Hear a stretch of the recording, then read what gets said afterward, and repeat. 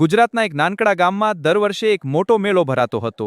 તરફ રંગબેરંગી ઝાંખીઓ, મીઠાઈની દુકાનો, રમકડા અને ઝૂલા બધું જ આનંદથી ભરેલું લાગતું. બજારના રંગીન સ્ટોલ જુઓ, લોકો આનંદથી ખરીદી કરે છે. કેરોજેલ ધીમે ધીમે ફરે છે અને ફેરિસ વ્હીલ ઊંચે જાય છે. આખું મેળો આનંદથી ગુંજી રહ્યો છે. આ ગામમાં રહેતો એક ચંચળ અને ખુશમિજાજ છોકરો હતો મિત. તેને મેળામાં જવાની બહુ ઉત્સુકતા હતી. જેમ જ મેળાની તારીખ નજીક આવતી તેમ મિતના મનમાં આનંદ વધતો જતો. મમ્મી, મને મેળામાં જવું છે ને ઘણા રમકડા લેવા છે.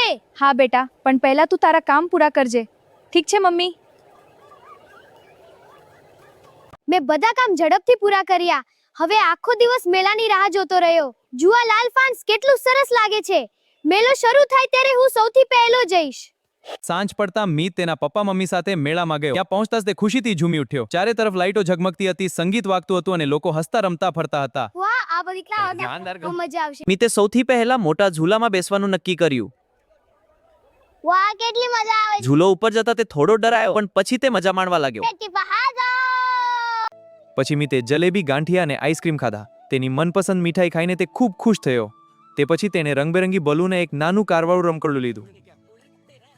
મેળામાં ફરતા ફરતા મિત અચાનક ભીડમાં ખોવાઈ ગયો. આસપાસ ઘણા લોકો હતા અને તેને મમ્મી પપ્પા ક્યાંય દેખાતા નહોતા. મમ્મી પપ્પા, હું અહીં છું. મને શોધો, હું ખોવાઈ ગયો છું. મિત થોડો ગભરાઈ ગયો અને તેની આંખોમાં આંસુ આવી ગયા. બેટા, શું થયું? કાકા, હું ખોવાઈ ગયો છું. ચિંતા ન કર, હું તને ઘરે લઈ જઈશ. પપ્પા, મમ્મી.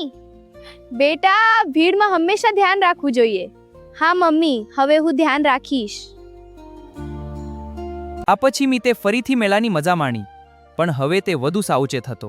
આ લાલ ફાન્સ કેટલો સુંદર છે. આ દિવસ તેની જિંદગીનો એક યાદગાર દિવસ બની ગયો.